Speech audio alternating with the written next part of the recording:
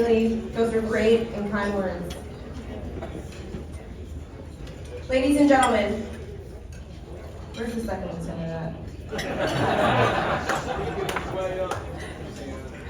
Ladies and gentlemen, hurry up.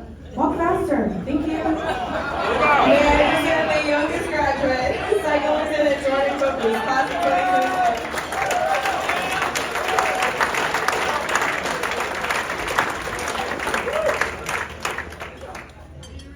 No pressure. How am I feeling? All right. Good evening, ladies, gentlemen, General and Mrs. Clark, General and Mrs. Bramlett, General and Mrs. McCaffrey, Major General Chin, Mr. and Mrs. Seeley, distinguished guests in the West Point Society of Hawaii. I'm Jorden Corpuz, a proud member of the West Point class of 2024, like number 4. And it is an honor,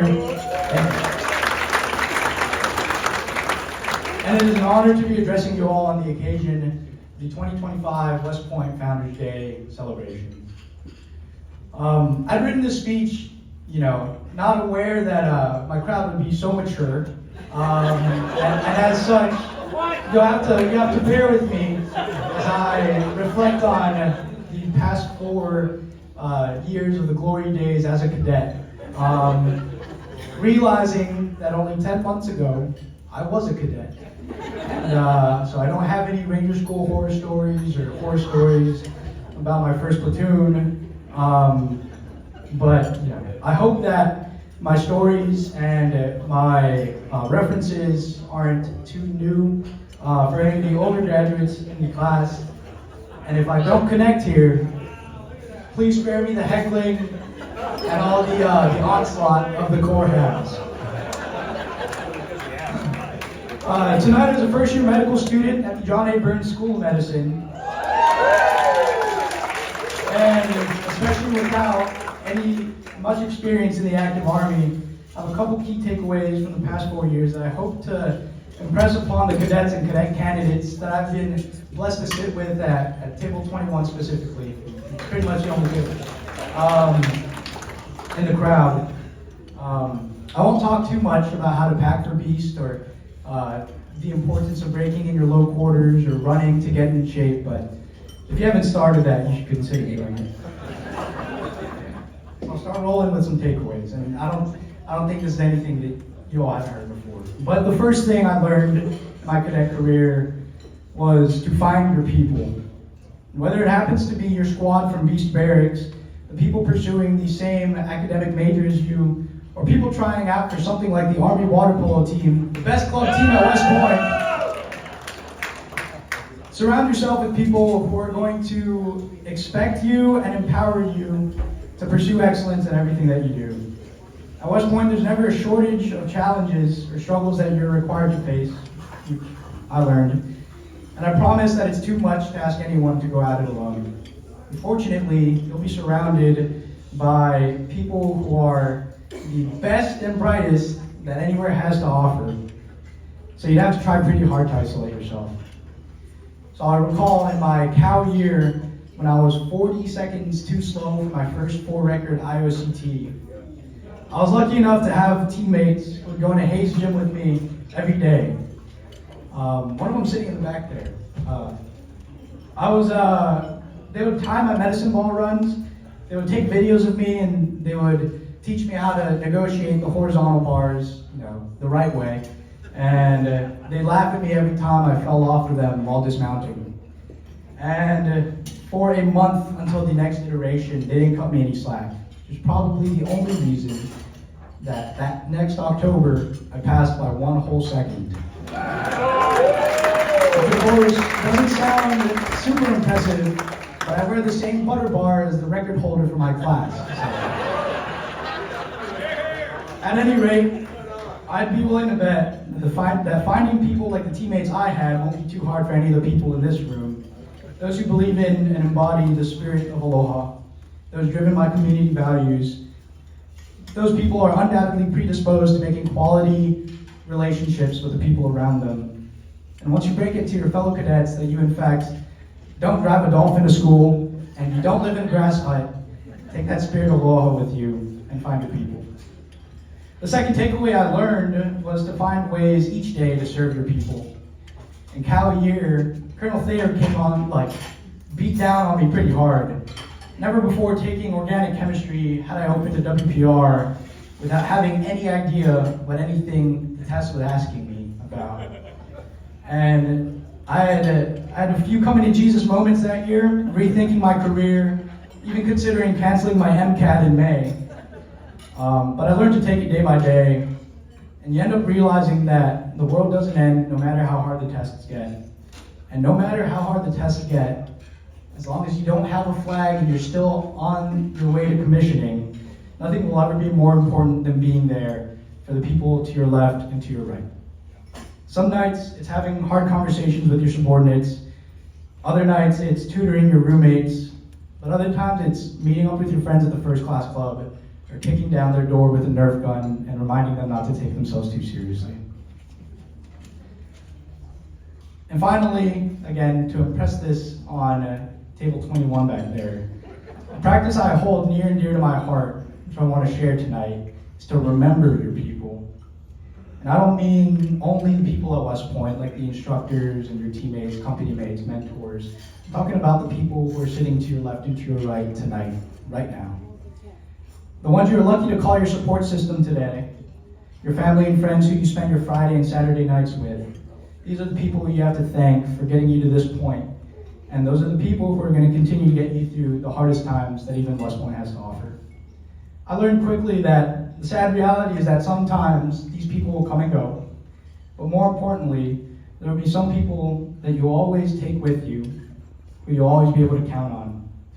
In my very fortunate case, 30 seconds after I threw my white cover into the air at Mikey Stadium, it was my mother who I looked for among a sea of people congratulating their graduates who I was running to hug. 2 hours later, after my last shower in Davis Barracks, after the first time, well, second time because of the inspection, but first time putting all my pinks and greens on, it was my father who had administered my oath and commissioned me into the same army that he dedicated 42 years of his life to. And after I enjoyed 60 days of leave, it was my brother who took a day off of work in his busy schedule as a physician to don my white coat for the first time as a medical student, which also meant taking a day off of fishing, and I really appreciate that. You'll also learn that people will join your journey along the way, and if you're really, really lucky like I was, she's not in attendance tonight, but you might find a special someone the same way I found my wonderful girlfriend, disregarding everyone's warnings about cadating. Regardless, whoever your people are right now, these are the people who deserve a cold call from you every now and then, or every night if you can manage, just so that they know that you're thinking of them the same way they always think of you. And when I was a cadet, I called home pretty much every night, sometimes before I even started my homework. And my parents didn't know this, otherwise they might have ignored my calls. But call or text your folks anyway, just to let them know you're still alive, because they belong to that group of people who are going to stick by you. So if I haven't made my point clear, call your parents. And finally, to tie together why all my takeaways, which I'm sure you guys are tired of hearing, seem to pertain to people, I'll end with a story from the start of my 47-month experience. We were some double-digit number of days into cadet basic training, and until this point, each morning consisted of a pretty friendly wake-up. Typically our cadre would kick and pound on our doors, and they would blast "Welcome to the Jungle" by Guns N' Roses on a JBL speaker. And those of us in the hallway on time would wait in the front-leaning rest, while the rest of our peers were filling their camelbacks and making their beds, and tying their boots and such. And at this point, then new Jorden Corpuz had gotten pretty savvy with the same G-Shock watch I'm wearing tonight, which has an alarm on it. So 2 minutes before every wake up, I'd be putting on these damp, sink laundried socks, getting ready for PT in the morning. But on this particular day, we didn't get a wake up. My roommates and I sat there for 10, 15 minutes, kind of freaking out, wondering if we'd been the only room to not show up to PT, or We didn't get the memo that there was like an 0330 ruck, and we just didn't know. And we freaked out for about 15 minutes, at which point we figured, can't get much worse than this, and we went back to sleep. We woke back up at 7 o'clock, 0700, for breakfast, after which we went on a memorial walk. And we didn't know what a memorial walk was, but we knew better than to ask, so we put sunscreen on our bald heads and walked outside. Our squad leader that day, he took us around an area to every building, every mural, and every statue, without depriving Table 21 back there of reading up on this in week 6 of their knowledge books. We were briefed on things like the words around MacArthur's statue, the tradition of spinning spurs, and the mistakes on the French monument, among many others. And the only reason that I bring this up is because it is in these monuments that makes the United States Military Academy truly special. You walk around the Naval Academy, you'll see boats, you'll see them everywhere. Walk around USAFA, and if you catch your breath in that ridiculous altitude, you'll see planes. But with the exception of the glorious tank that we have posted outside of the visitor center at West Point, we dedicate our monuments to our Army's greatest resource, our people. It's our people, because truly what you're signing up for at West Point, and what all the grads in this room have devoted themselves to serving, isn't just the profession of arms, it's a profession of people. It's our people who pick us up when we fall off the horizontal bars at the IOCT, who sit next to us in organic chemistry and stand next to us at formation, and the people who support you from across the continental United States and across the Pacific Ocean who make our military academy so great. They'll make the Thayer weeks fly by and the food taste good. And this year, of course, when we beat Navy in football, it'll be because of these same people.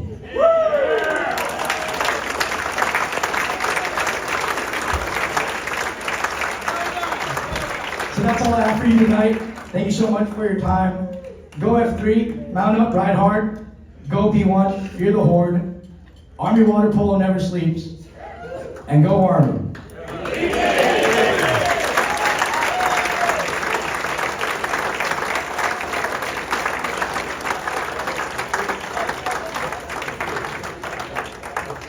Thank you for not talking about how old everybody else is in this room. Good job, Second Lieutenant Corpuz. All right, at this time, I invite our president, Mr. Hanson.